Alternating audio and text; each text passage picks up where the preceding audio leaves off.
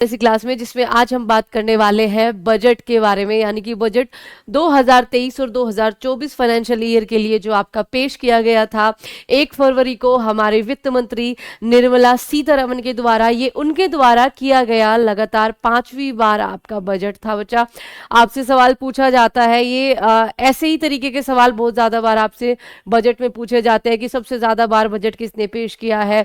निर्मला सीतारमण जो हमारी एक तरह से पूर्वकालिक आपकी क्या रही है, वित्त मंत्री रही है, उन्होंने कितनी बार कर चुके हैं, तो लगातार 5वीं बार उन्होंने इस बार किया है। तो बजट से रिलेटेड कुछ सवाल देखते हैं यहाँ पर। सबसे पहले तो हमारे संविधान में बजट जैसा कोई शब्द मेंशन नहीं है, उसकी जगह पर संविधान में यूज किया गया है आर्टिकल 112 के तहत आपका एनुअल फाइनेंशियल स्टेटमेंट। ये सबसे जरूरी है क्योंकि ये क्वेश्चन बहुत बार पूछा जाता है। आपके सामने सबसे पहले है केंद्रीय बजट 2023-2024 संसद में किसने पेश किया है? निर्मला सीतारमण ने पेश किया है। 2023 और 2024 संसद में कब पेश किया गया? 1 फरवरी को पेश किया गया। आप सबको पता होना चाहिए 2017 के बाद से जो बजट है, ठीक है, 2017 के बाद से बजट जो है बच्चा वो आपका 1 फरवरी को किया गया है। इससे पहले क्या होता था? इससे पहले जो होता था बजट आपका मेनली क्या होता था, आपका 28 या 29 फरवरी को पेश किया जाता था, मतलब फरवरी के अंत में पेश किया जाता था। यह सवाल भी एक बार पूछा जा चुका है, ठीक है। संसद में कितनी बार पेपरलेस बजट को पेश किया गया है? तो 3 बार किया गया है। वार्षिक वित्तीय विवरण का जिक्र संविधान के किस आर्टिकल में? अभी मैंने बताया 112 में है। लगातार 5वीं बार पेश करने वाली पहली महिला वित्त मंत्री कौन बनी है? अपनी निर्मला सीतारमण जी बनी है। उसके अलावा बच्चा इस बार का जो बजट है यानी कि 2023-24 का जो बजट है वो बेसिकली आपका 7 सेक्टर्स पर मेन फोकस किया गया है, जिनको क्या बोला गया है? जिनको सप्तऋषि बोला है। बहुत इंपॉर्टेंट टर्म है ये आपकी, जो कि आपकी शुरू होगी सब लास्ट माइल। मतलब बच्चा सिंपल आपका है कि सरकार की जो भी योजनाएं है वो भारत के एक एक नागरिक तक पहुंच जानी चाहिए, ठीक है। उसके अलावा अवसंरचना एवं निवेश यानी कि इंफ्रास्ट्रक्चर और इन्वेस्टमेंट को भारत में बढ़ावा देना, हरित विकास यानी कि आपका ग्रीन ग्रोथ बच्चा, ठीक है। उसके अलावा उस अक्षमता का विकास, ठीक है। अनलीजिंग द पोटेंशियल, जो भारतीयों के अंदर जो आपका पोटेंशियल है उसको एक तरह से बाहर निकाल कर लाना, उन पर काम करना, ठीक है। उसके अलावा आपका युवा शक्ति, ठीक है, यूथ पावर और फाइनेंशियल सेक्टर्स को मजबूत करना। सिंपल सी बात है, ठीक है। तो इन 7 सेक्टर्स में से सारी योजनाएं इस बार की जो है वो आपकी बजट की रहने वाली है, नहीं रही है, क्योंकि वो पेश हो चुका है ऑब्वियसली, है ना। इसके अलावा अगर मैं बात करूं बच्चा तो ये अमृत काल का, हमें पता है हमारी आजादी को 75 साल पूरे हो चुके हैं और 100 सालों तक हम आजादी का अमृत महोत्सव मना रहे हैं, और ये आजादी के अमृत काल का पहला बजट है बच्चा। ये सवाल भी ध्यान रखना, है ना। केंद्रीय बजट 2023 और 2024 की कुछ इंपॉर्टेंट सी जानकारी यहां पर ले लो बच्चा, कुछ ऐसी योजनाएं जो आपसे पूछी जा सकती है। सबसे पहले तो बच्चा क्या है, सबसे पहले तो बजट भाषण की शुरुआत करते ही वित्त मंत्री ने बोला था, अगर आप सबने देखा होगा, कि ये अमृत काल का आपका पहला बजट है। अब 2017 के बाद से आप सबको पता है 2017 में ही रेलवे, और पहले रेलवे का बजट अलग हुआ करता था लेकिन दोनों को अब मर्ज कर दिया गया है, ठीक है। ये चीज भी आप ध्यान रखना। रेलवे के लिए अगले वित्त वर्ष के लिए 2.40 लाख करोड़ रुपए का क्या किया गया था? आवंटन किया गया था, ये घोषणा की थी। प्राकृतिक खेती, नेचुरल एक तरह से कहिए जो आपकी फार्मिंग है, ग्रीन फार्मिंग जो है, उस पर आपका क्या किया गया है? ऑर्गेनिक फार्मिंग पर आपका जोर दिया गया है। अगले 3 साल में 1 करोड़ किसानों को इसके तहत मदद मुहैया कराई जाएगी ताकि वे प्राकृतिक खेती को अपना सके। इसके लिए 10,000 बायो इनपुट, ये इंपॉर्टेंट है, इसके लिए 10,000 बायो इनपुट संस्थान केंद्रों की स्थापना की जाएगी। ये आपका जो सप्तऋषि में से क्या है, ग्रीन ग्रोथ है बच्चा, उसके लिए भी ये जरूरी है, ठीक है। आगे चलते हैं।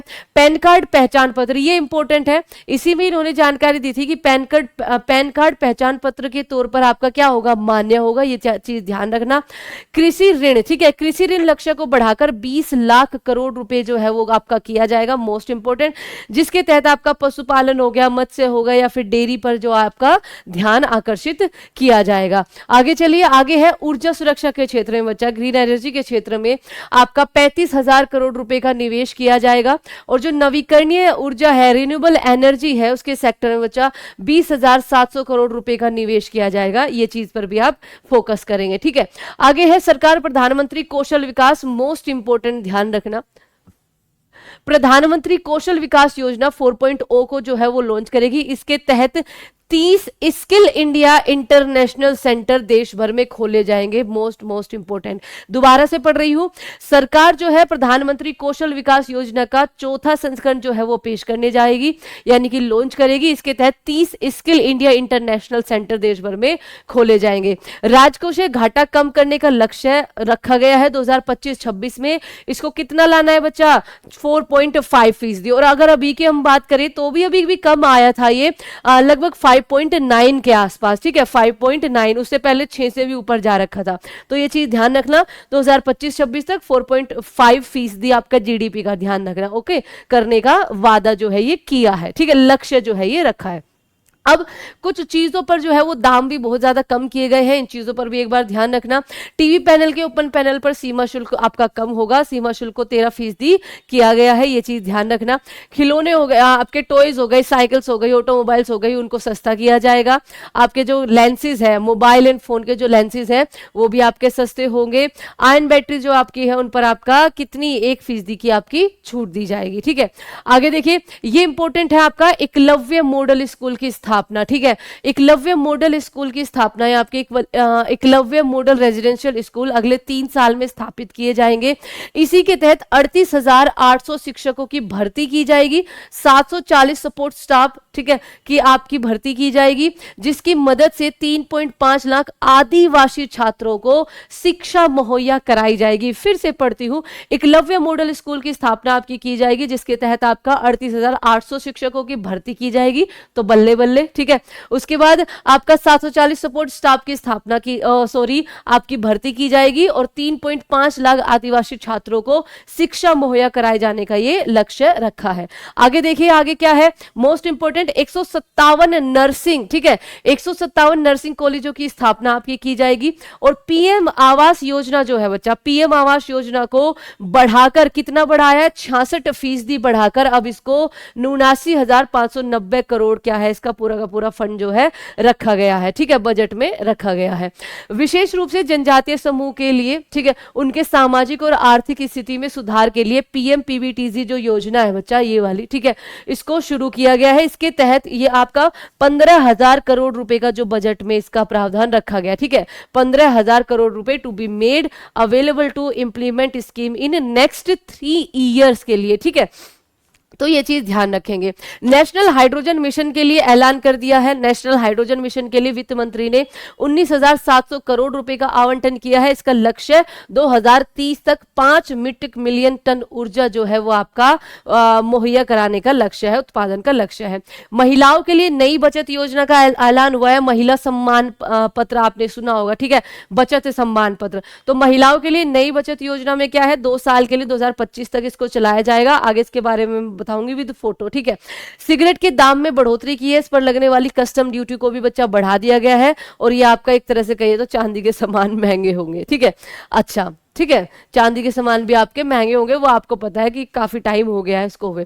अब महिला सम्मान बचत पत्र के तहत देख लीजिए बच्चा, इसमें 2 लाख रुपए तक की जमा राशि पर सरकार जो है वो 7.5% का जो है वो क्या देगी, ब्याज देगी। ये चीज ध्यान रखना है ना, ये चीज आपको ध्यान रखना है 2025 तक, यानी कि 2 साल तक।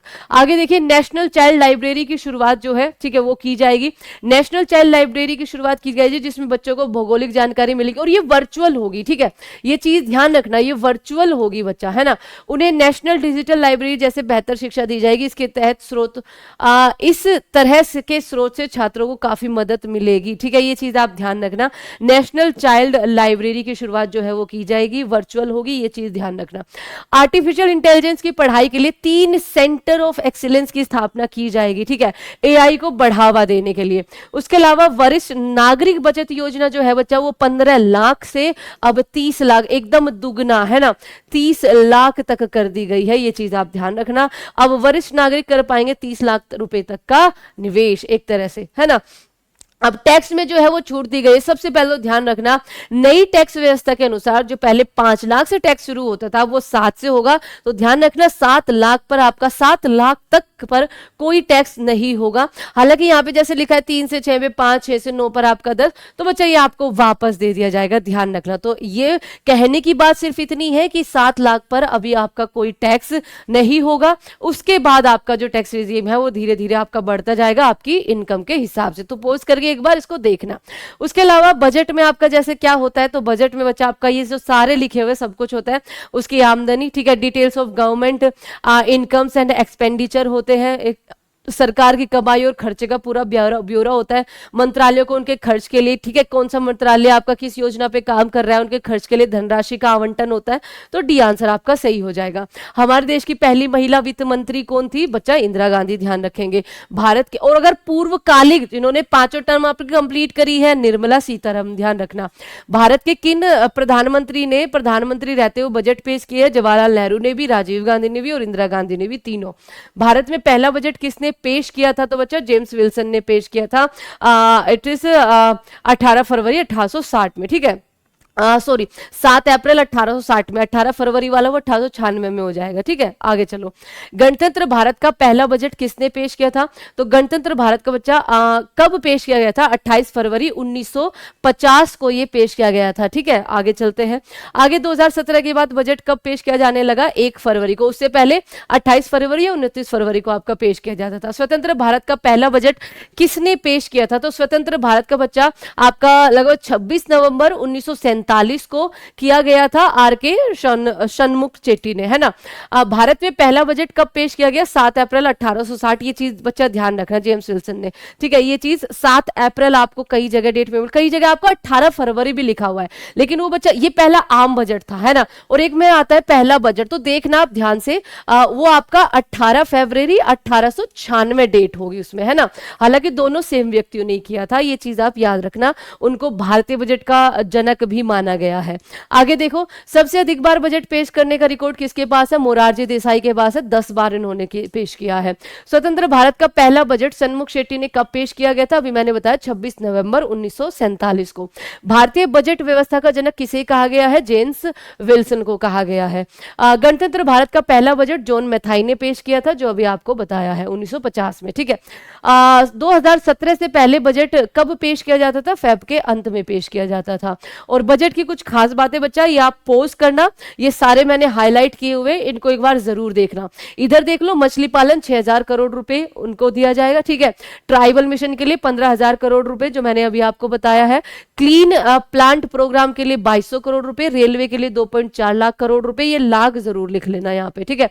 पीएम आवास योजना आपका 66% बढ़ा दी गई है। किसान क्रेडिट कार्ड के लिए 20,000 करोड़ रुपए। मुफ्त अनाज, मोटे अनाज पर, जिसको आपका श्री अन्न बोला गया, बहुत ध्यान रखना बच्चा, ठीक है। श्री अन्न, मोटे अनाजों के प्रोडक्शन के लिए इस बार बहुत ध्यान दिया जा रहा है। मुफ्त अनाज पर 2 लाख रुपए करोड़ का बजट, 2 लाख करोड़ रुपए का बजट है। हाइड्रोजन मिशन के लिए अभी मैंने आपको बताया 19,700 करोड़ रुपए का। नई योजनाओं पर 75,000 करोड़ रुपए और ट्रांसपोर्ट, ठीक है, इंफ्रा के लिए, आपका इंफ्रास्ट्रक्चर के लिए 75,000 करोड़ रुपए। तो इसको पोस्ट जरूर करना, क्योंकि यहाँ पे थोड़ा लाइट की वजह से शायद ये आपको ना दिखे। तो ये था बजट के बारे में। उम्मीद है कि आपको सही लगा होगा ये session. Thank you so much बच्चा। अब